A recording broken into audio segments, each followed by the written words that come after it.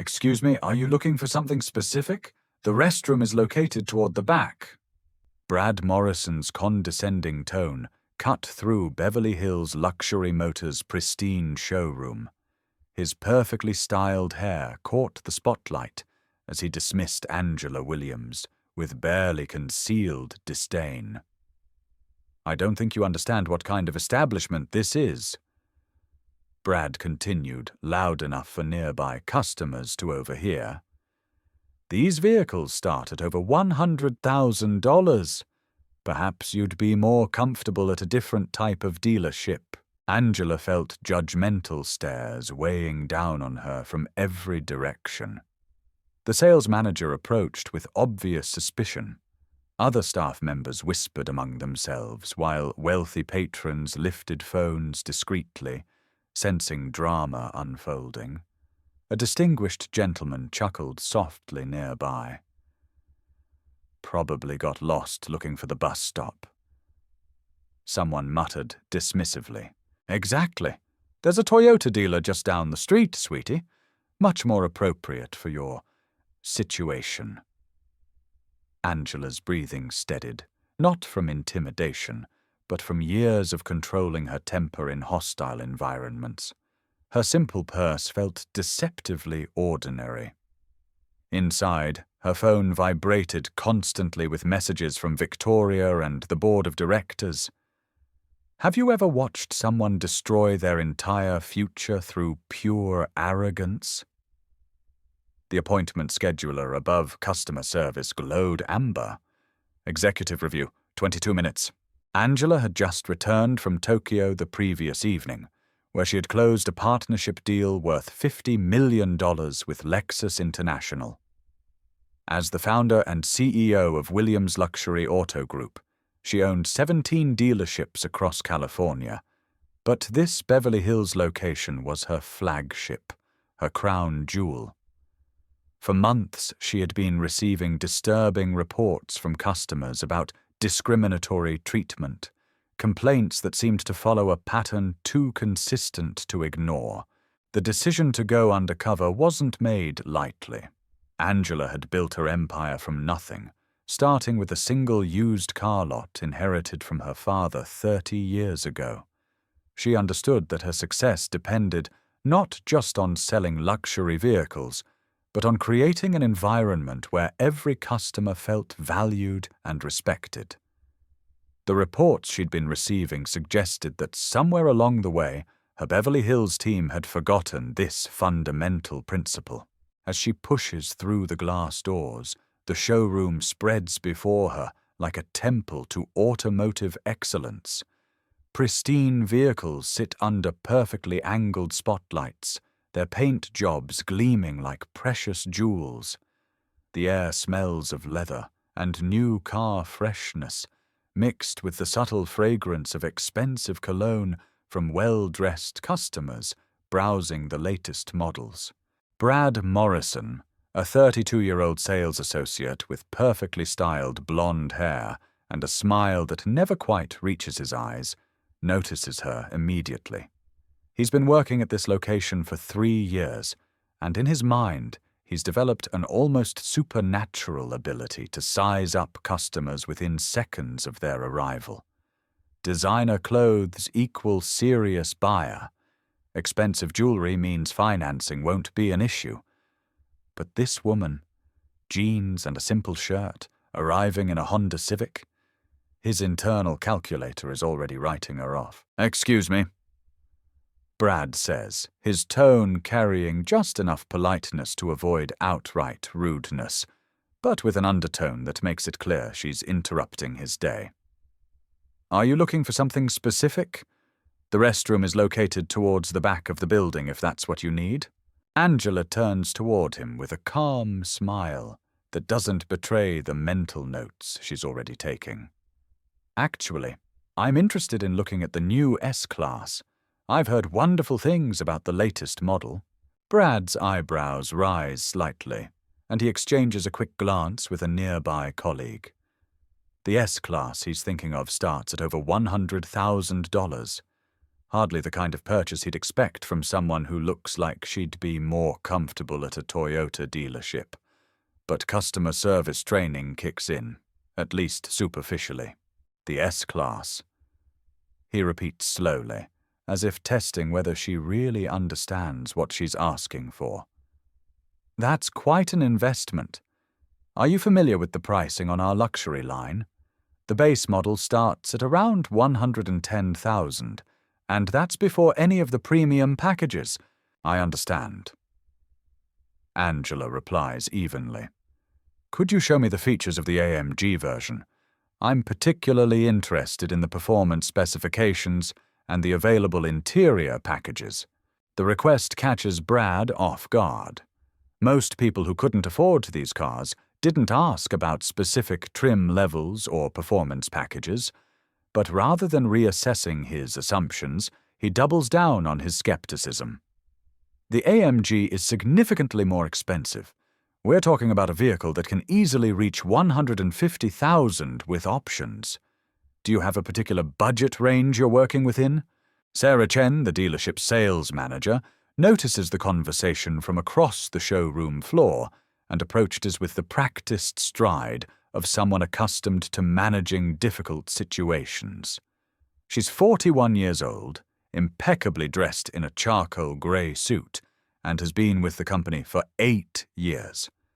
In her mind, she's seen this scenario play out dozens of times. Browsers who waste valuable time that could be spent with serious customers. Is everything all right here, Brad?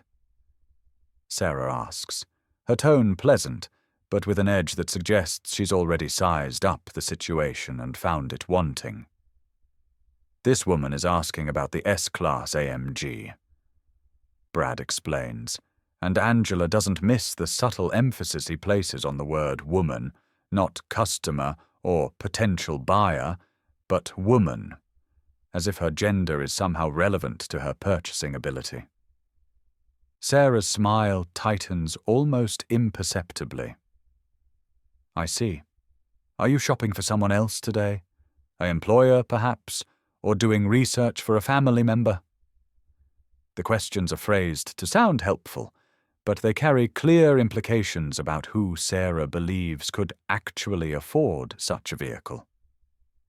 I'm shopping for myself, Angela answers simply, maintaining her composure despite the growing insult of their assumptions. I'd like to learn more about the vehicle's financing options as well, if that's possible. Of course, Sarah says, though her tone suggests anything but enthusiasm. Brad, why don't you pull up our financing requirements? We'll need to run a credit check, verify income, and discuss down payment options. For a vehicle in this price range, we typically require a significant down payment and proof of substantial annual income. Angela nods agreeably. That sounds reasonable. What constitutes a substantial income requirement for this particular vehicle? Brad returns with a tablet, his fingers moving with deliberate slowness across the screen. For the AMG, we generally look for annual income of at least $300,000, and we require a down payment of at least 25%. That would be roughly $37,000 up front, plus taxes and fees. The figures are stated with the clear expectation that they'll end this conversation immediately. Angela can see both Brad and Sarah watching her face carefully, waiting for her to backpedal or make excuses. Instead, she simply nods thoughtfully. That seems within reason. Could I also ask about the maintenance package options? I assume there are extended warranty choices available for a vehicle of this caliber. The question lands like a small bomb in their preconceptions. Extended warranty discussions typically only happen with serious buyers who've already committed to the purchase mentally. Sarah's expression shifts slightly, uncertainty creeping in around the edges of her confident dismissal. There are several maintenance packages, she admits reluctantly. But perhaps we should start with a basic test drive to see if the vehicle meets your needs before we get into those details. I'd appreciate that. Angela agrees. I assume you'll need to see my driver's license and insurance information. Absolutely. Brad jumps in, sensing an opportunity to end this charade. We also require a refundable deposit for test drives on vehicles of this value. It's company policy. $500, which we return immediately after the vehicle comes back safely. Angela reaches into her purse and pulls out her wallet, extracting her driver's license and what appears to be a platinum credit card. As she hands the license to Brad, she watches his expression carefully. The name on the license reads Angela Marie Williams, and for just a moment she sees something flicker across his face. A moment of confusion, as if the name sounds familiar, but he can't quite place it. Angela Williams? Brad reads aloud slowly. That name, have you been in before? Before Angela can answer, Sarah steps closer to look at the license herself. Williams, she repeats, and Angela can see the wheels turning in her mind. That's an interesting coincidence. This dealership is part of the Williams Auto Group, but I'm sure it's just a common name. Very common. Angela agrees with a small smile that neither of them quite knows how to interpret. The deposit transaction goes smoothly, though Angela notices that both Brad and Sarah seem increasingly uncomfortable with each step that brings them closer to actually following through with their customer service promises. It's as if they're hoping she'll change her mind, find an excuse to leave, or reveal herself to be the fraud they're convinced she must be. I'll need to get the keys from our manager, Sarah finally says.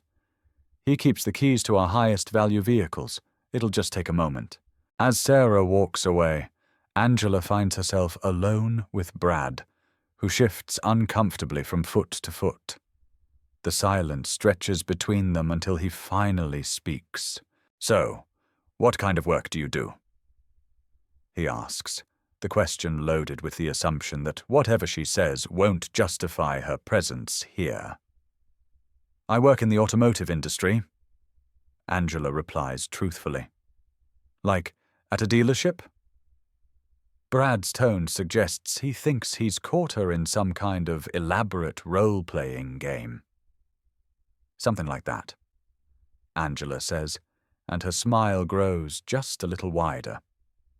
Sarah returns with Marcus Thompson, the dealership security supervisor. Marcus is a 45-year-old former military police officer whose imposing presence usually serves as a deterrent to potential problems rather than an escalation of them. Today, however, his arrival signals that Sarah's discomfort has reached the point where she feels the need for backup. Marcus, this is the customer I mentioned, Sarah says, her voice carrying a tension that wasn't there before. She's asking about test driving the AMG, but I'm having some concerns about the whole situation. Marcus, to his credit, maintains a professional demeanor as he approaches Angela. His years of military experience have taught him to assess situations carefully before acting, but he's also been trained to trust his supervisor's judgment. Good afternoon, Ma'am. I understand you're interested in test driving one of our vehicles. That's correct, Angela responds, noting how quickly the dynamic has shifted from customer service to what feels increasingly like an interrogation. I've provided my license and deposit as requested.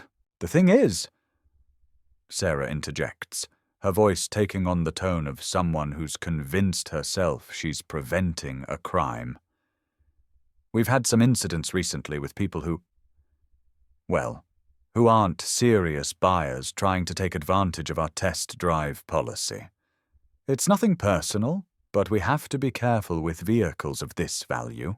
Angela feels the familiar burn of discrimination, the same feeling she's experienced countless times throughout her life, but particularly during her early years building her business. The difference now is that she has the power to do something about it. She just has to wait for the right moment to reveal it. I understand your caution, she says calmly. What additional information can I provide to help you feel more comfortable? Marcus glances between Sarah and Angela, clearly sensing the tension, but not entirely sure of its source. Ma'am, could you help me understand what brought you to our dealership today? How did you hear about this particular vehicle? The question is reasonable on its surface, but Angela recognizes it as part of an increasingly suspicious line of inquiry. She's being asked to justify her presence in a way that the well-dressed white customers browsing nearby clearly aren't. I researched it online, she answers. I read several automotive reviews that praised the AMG's performance capabilities, and this dealership had excellent customer service ratings. Sarah's laugh is sharp and humorless. Customer service ratings. That's interesting, because we pride ourselves on knowing our customer base, and most of our serious AMG buyers come through referrals or have established relationships with our sales team. The implication hangs in the air like a challenge. Angela is being told, in carefully coded language, that she doesn't fit the profile of their serious customers. The irony isn't lost on her that she's being profiled at a business she literally owns. Perhaps I could speak with your general manager? Angela suggests, her tone remaining pleasant despite the growing hostility she's facing. I'd like to ensure that my experience here reflects the high standards I've heard so much about. The general manager isn't available, Sarah says quickly. And honestly, I'm not sure that's necessary. If you're genuinely interested in purchasing a vehicle, we can discuss some alternatives that might be more suitable for your situation. The word suitable lands like a slap. Angela has heard variations of this conversation before, always with the same underlying message. You don't belong here. You can't afford this. You should lower your expectations and know your place. Brad, emboldened by Sarah's increasingly aggressive stance, decides to add his own contribution to the situation. We have some excellent certified pre-owned vehicles that might be perfect for you. Fully serviced, great financing options, and much more practical for everyday use. I appreciate the suggestion, Angela replies. But I'm specifically interested in the new AMG. If there's a problem with the test drive, perhaps you could explain what your exact concerns are. The directness of the question seems to catch both Sarah and Brad off guard. They've been dancing around their real objections, coding their discrimination in the language of business policy and customer profiling. Being asked to state their concerns explicitly forces them into uncomfortable territory. Look, Sarah says, abandoning any pretense of diplomatic customer service. I've been in this business for 8 years, and I know our customer base. I know who can afford these vehicles and who's just wasting our time. I don't know what kind of game you're playing here, but this isn't the right place for it. Marcus shifts uncomfortably, clearly recognizing that the situation has moved beyond normal customer service protocols. Mrs. Chen, maybe we should— No, Sarah cuts him off. I'm not going to waste any more time on this. Ma'am, I'm going to have to ask you to leave. We reserve the right to refuse service, and I'm exercising that right. Angela feels a moment of genuine surprise, not at the discrimination. She's experienced that throughout her life, but at the brazenness of it. In her own dealership, she's being refused service based on nothing more than her appearance and her mode of transportation. On what grounds are you refusing service? She asks, pulling out her phone with deliberate slowness. I've met every requirement you've stated, provided all requested documentation, and made the required deposit. You're being disruptive, Sarah says, her voice rising slightly. You're asking excessive questions, taking up our time, and creating a scene that's making other customers uncomfortable. Angela glances around the showroom, noting that several other customers have indeed turned to watch the unfolding drama. But their discomfort seems to stem from witnessing what's clearly discriminatory treatment rather than anything Angela herself has done. "I see," Angela says, her thumb hovering over her phone. "And this is your final decision?" "It is," Sarah confirms, crossing her arms across her chest in a gesture of finality. "Marcus, please escort this woman out of the building."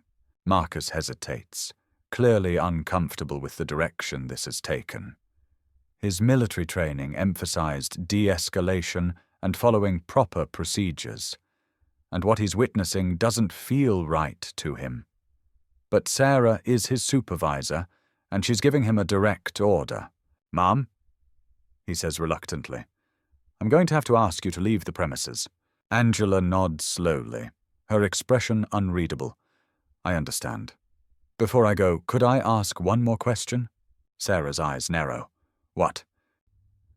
"Are you absolutely certain that refusing me service is the right decision? Are you sure you know who you're talking to?" The question hangs in the air with an odd weight to it, something in Angela's tone suggesting that this might be a more significant moment than Sarah realizes.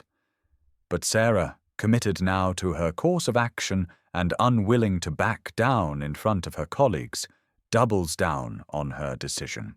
"I don't care who you think you are," she says firmly. "You're leaving, now." Angela pockets her phone and nods once more. "Very well, but I think you might want to reconsider that position very soon." As she turns to leave, her phone buzzes with an incoming call. She glances at the screen and sees Victoria Assistant displayed prominently. Perfect timing. "Hello, Victoria," she answers, her voice carrying clearly across the now quiet showroom. "Yes, I'm at the Beverly Hills location right now. There's been a very interesting development that I think corporate needs to know about immediately." Sarah freezes mid-step as Angela's words register. The name Victoria sparks a memory. She's heard that name before in corporate communications, always in connection with high-level executive assistants. But surely this couldn't be the same Victoria who schedules board meetings and handles executive travel arrangements. "Victoria, could you please come down to the Beverly Hills location and bring the corporate identification packet?" Angela continues, her voice now carrying an unmistakable tone of authority that cuts through the showroom like a blade. "I think there are some people here who need to see exactly who they've been talking to." Brad's face has gone pale, and he keeps glancing between Angela and Sarah as if hoping one of them will suddenly reveal that this is all an elaborate joke. Marcus, still standing nearby, has straightened to full attention, his military instincts recognizing the shift in command presence, even if he doesn't yet understand its source. 20 minutes? Perfect, Angela says into the phone. "And Victoria, please call James Rodriguez and let him know I need him here as well. Tell him it's regarding immediate personnel issues at the Beverly Hills location." The mention of James Rodriguez, the district manager who oversees all Southern California operations, sends a visible shock through Sarah's system. She knows that name very well. He's the one who conducts her annual performance reviews and approves her bonus structure. "Excuse me," Sarah interrupts, her voice cracking slightly. "But who exactly do you think you are?" Angela ends her call and turns to face Sarah with a smile that somehow manages to be both warm and terrifying.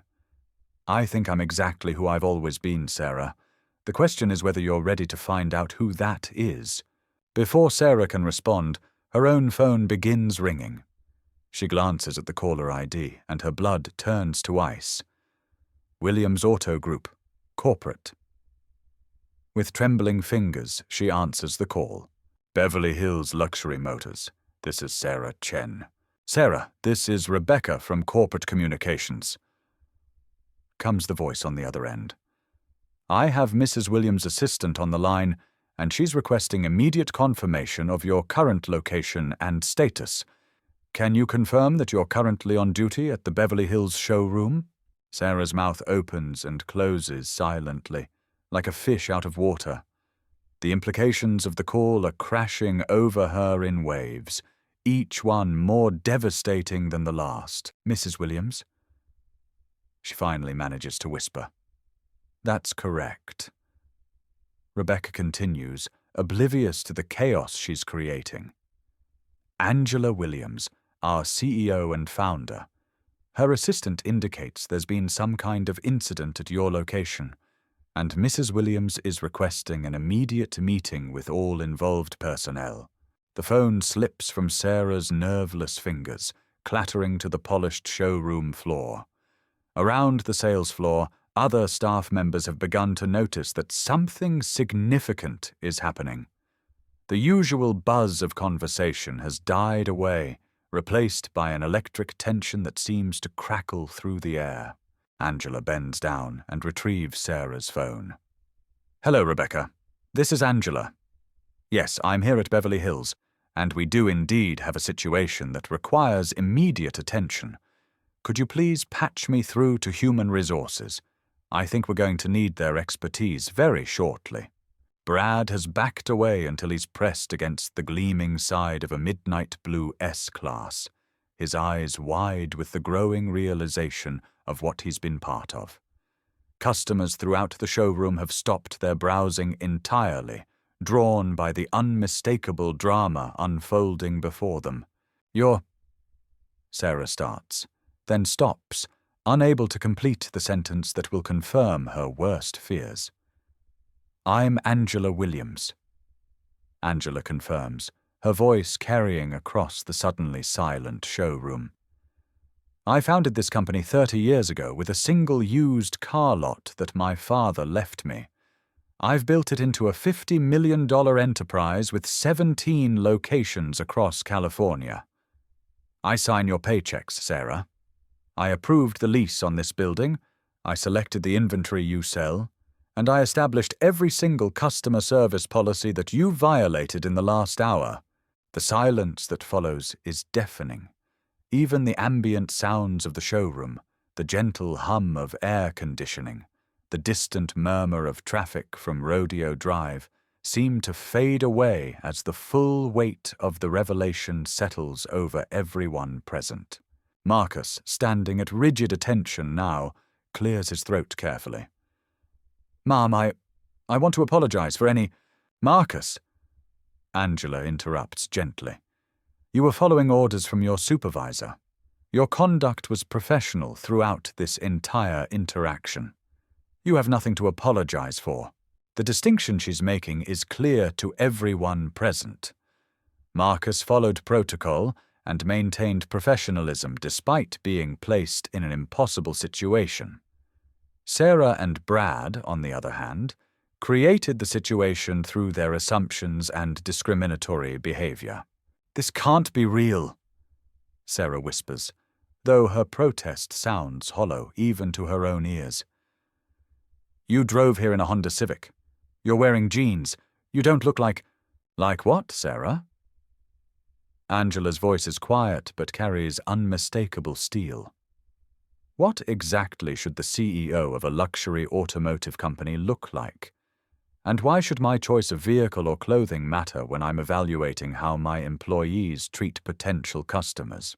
The questions hang in the air without answers because there are no good answers, only the ugly truth of assumptions based on prejudice and stereotype. Victoria Chen arrives with the precision of a military operation, striding through the showroom doors with a leather portfolio under her arm, and the confident bearing of someone accustomed to handling corporate crises. She's followed closely by James Rodriguez, whose expression suggests he's already received enough information to understand the gravity of the situation. Mrs. Williams, Victoria says, approaching with the easy familiarity of someone who's worked closely with Angela for over a decade. I have the documentation you requested, and HR is standing by for a conference call whenever you're ready. James Rodriguez surveys the scene with the experienced eye of someone who's managed retail operations for 15 years. He can read the body language, sense the tension, and fill in the gaps of what's transpired even without a detailed briefing. "Sarah," he says, his voice carefully neutral. "Could you please explain to me what's happened here today?"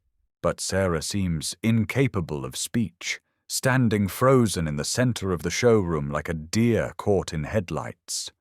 The reality of her situation is still sinking in, and with it comes the crushing realization that her career, her livelihood, her reputation, her future in the automotive industry has just been destroyed by her own prejudices and poor judgment. The conference call with Human Resources lasts exactly 18 minutes, during which every word of the incident is documented with the methodical precision of a legal proceeding. Angela's assistant, Victoria, has not only recorded the entire confrontation on her phone, but has also pulled the security camera footage from the showroom's surveillance system. "Based on what I've reviewed," says Jennifer Walsh, the head of corporate HR, her voice carrying clearly through the conference speaker, "we have clear violations of company policy, potential legal liability for discrimination, and conduct that directly contradicts our core values and customer service standards." Sarah sits in stunned silence in one of the customer consultation chairs, still struggling to process the complete reversal of her world. 30 minutes ago, she was the authority figure, confidently exercising what she believed was sound business judgment. Now she's the subject of a corporate investigation that will almost certainly end her career. "Sarah Chen," Jennifer continues, "your employment with Williams Auto Group is terminated effective immediately. Your actions today constituted discrimination based on race and socioeconomic assumptions, created legal liability for the company, and violated multiple provisions of our customer service protocols.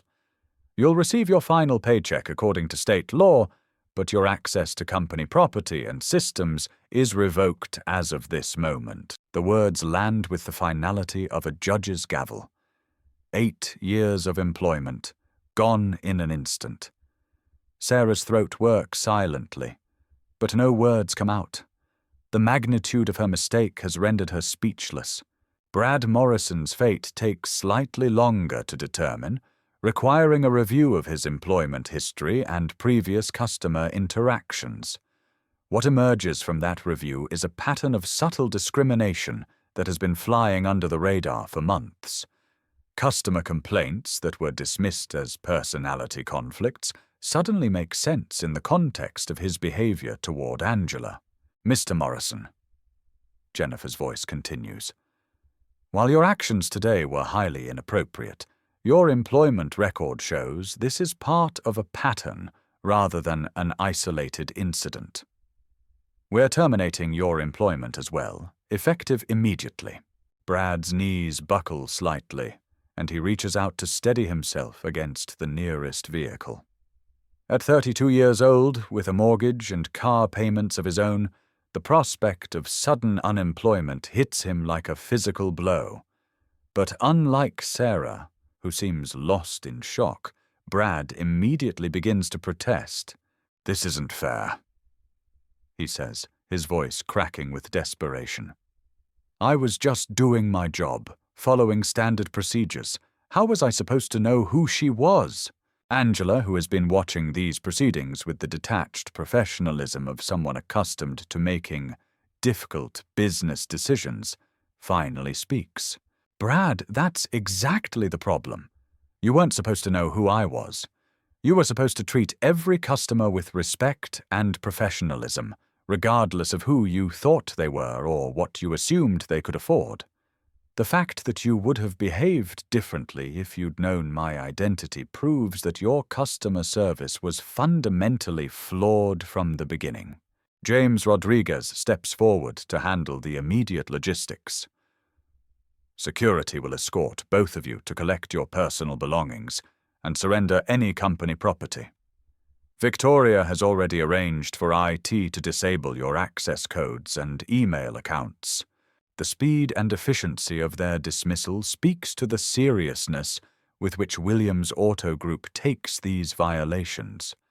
This isn't just about protecting the company from potential lawsuits, though that's certainly a factor. It's about maintaining the standards that Angela has spent 3 decades building.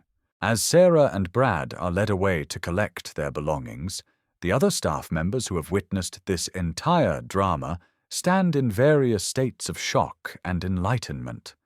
Some look terrified, wondering if their own customer interactions will be reviewed.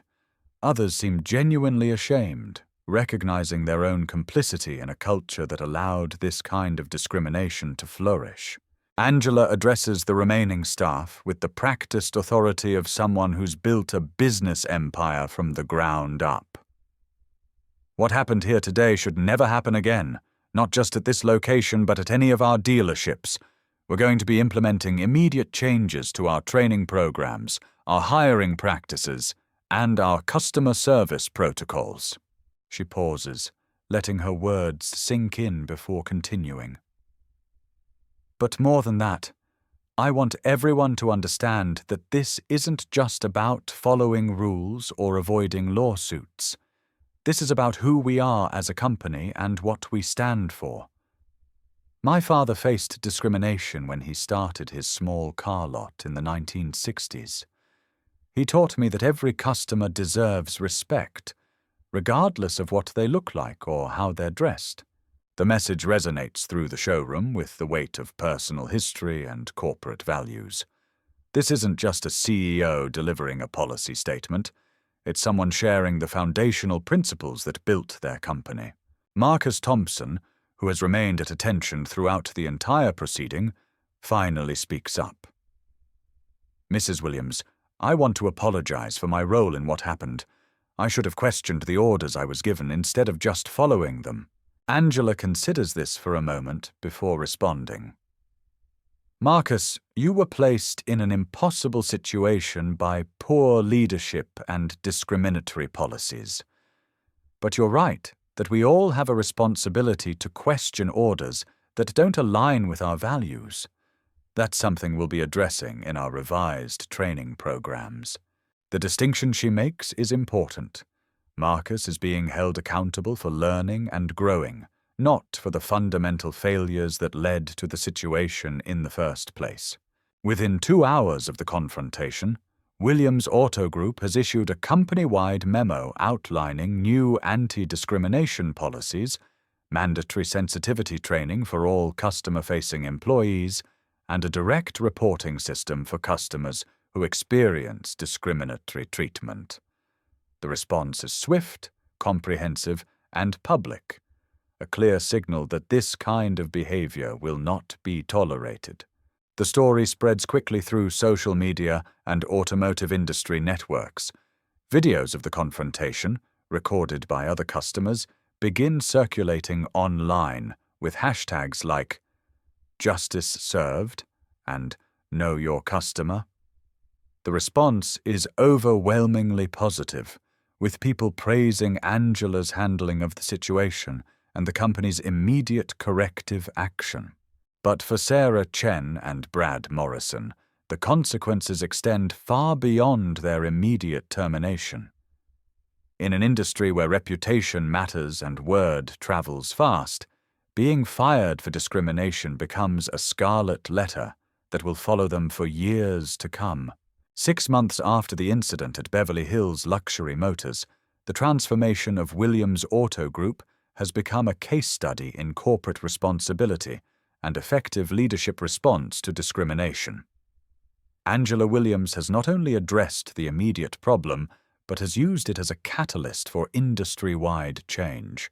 The Beverly Hills location now operates under a completely revamped management structure. The new sales manager, David Kim, is a veteran of the luxury automotive industry who was specifically recruited for his track record of inclusive customer service and diverse team building. Customer satisfaction scores at the location have increased by 37%, and sales figures show a corresponding improvement as word spreads about the dealership's welcoming atmosphere. Angela has instituted monthly mystery customer visits across all 17 locations, sometimes conducting them herself and sometimes using a diverse team of volunteers who test customer service protocols. These visits aren't punitive fishing expeditions, but rather opportunities for real-time feedback and continuous improvement. The company's Diversity and Inclusion Initiative, launched in response to the Beverly Hills incident, has become a model for other automotive groups across the country. The Williams Foundation, established with a $10 million endowment, provides business development loans and mentorship for minority entrepreneurs looking to enter the automotive industry. Marcus Thompson, the security supervisor who found himself caught in an impossible situation, has been promoted to head of security operations across all Williams Auto Group locations. His military background and integrity during the crisis demonstrated exactly the kind of leadership the company values. He now oversees security training that emphasizes de-escalation and customer service rather than intimidation. The incident has also sparked broader conversations within the luxury retail industry about unconscious bias and customer profiling. Angela has been invited to speak at conferences and business schools, sharing her experience and the lessons learned from what could have been a simple customer service failure, but became a transformative moment for her entire organization. Harvard Business Review featured the Williams Auto Group response as a cover story titled, "When Crisis Becomes Catalyst: Leadership in the Face of Discrimination." The article has been downloaded over 200,000 times and is now required reading in several MBA programs studying organizational change and crisis management. Angela's daughter Michelle, a recent graduate from Stanford Business School, has joined the company as Director of Customer Experience. She brings fresh perspectives on digital customer service and has implemented online feedback systems that give customers multiple ways to report both positive experiences and concerns. The ripple effects extend beyond the automotive industry. Other luxury retailers have reached out to Williams Auto Group for consultation on their own diversity and inclusion initiatives.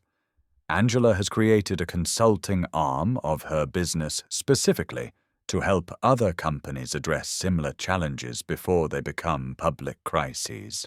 Perhaps most significantly, the incident has reinforced Angela's belief in the power of personal responsibility and direct engagement.